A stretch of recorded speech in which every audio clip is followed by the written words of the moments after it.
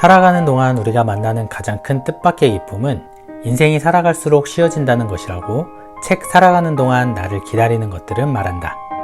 지금 내 인생의 성장 곡선을 그린다면 생물학적 성장 곡선은 20세 이후 노화가 시작된다는 근거하에 지금쯤은 하향 곡선을 그리기 시작한 지 한참이 지났을 것 같다.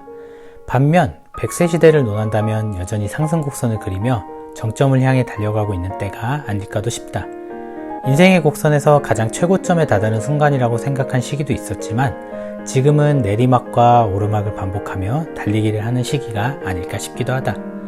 이 책은 사회복지학과 교수인 저자가 지난 30년간 자신이 만났던 노인들의 이야기를 통해 세대에 상관없이 인생에 대해 생각해볼 여운을 던진다. 젊음이 부담스러운 이유는 여러 분야 가운데 어느 한 방향으로 가야 할지 결정해야 하기 때문이다. 우리가 할 수 있는 것은 없고 짊어지고 가야 할 것은 무겁게만 느껴진다. 때론 인생에서 불공평하게 주어지는 고난이 우리를 혼란스럽게 만들기도 한다. 인간의 고난은 개인적인 선택인지, 아무 이유 없이 왜 그런 일들이 일어나는 것인지, 왜 나는 여기 있는 것인지, 무수한 생각들이 떠오르는 시간들도 있다.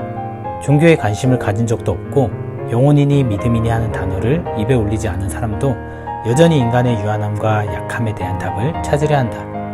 인생을 이해하려면 불행했던 순간과 행복했던 순간 두 가지를 모두 놓고 맥락을 찾아야 한다. 모든 사람의 마음에는 상실을 경험할 때마다 계속해서 커지는 커다란 슬픔의 우물이 있다. 하지만 시간이 흐르면 한동안 잠겨있던 슬픔에서 빠져나와 사랑과 일상이라는 산소가 있는 곳으로 올라가는 법을 배운다. 그런 과정에 익숙해져서가 아니라 그렇게 해야만 한다는 것을 알기에 그렇게 한다. 시간이 지난다고 해서 슬픔이 가벼워지는 것은 아니다. 다만 슬픔을 견디는 요령이 생기고 그 리듬에 응하는 지혜를 배우게 된다. 대부분의 사람은 결국 나는 누구인가라는 수수께끼를 풀기 위해 여러 가지 답을 찾으면서 살아간다. 자신이 누구인지 알려면 어린 시절 상처로 생긴 잘못된 생각에서 벗어나야 한다. 그리고 자신의 관심사와 본질을 다양하게 파악해야 한다.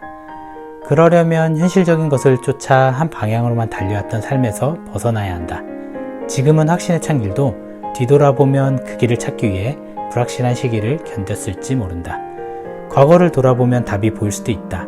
사랑을 해봐야 사랑하는 사람을 찾을 수 있고 시도를 해봐야 무엇을 할 수 있는지 알 수 있으며 이루지 못해 괴로워해봐야 무엇이 필요한지도 알 수 있다. 오랜 세월 간직해온 두려움도 인생 후반기의 용기 앞에서는 종종 무릎을 꿇는다. 나이가 들면 두려움과 맞붙을 용기가 점점 커지고 자기에게 익숙한 수많은 자아 개념과 씨름하기도 하며 덜어는 버리기도 한다. 자신을 돋보이기 위한 화려한 소품이 필요했지만 이제는 자신에게 가장 보람되고 본질적인 것에 신경을 쓰게 된다. 인간은 어느 시점이 되면 신중함의 유효기간이 끝났음을 깨닫게 되고 고수해온 원칙이 흔들리기 시작한다.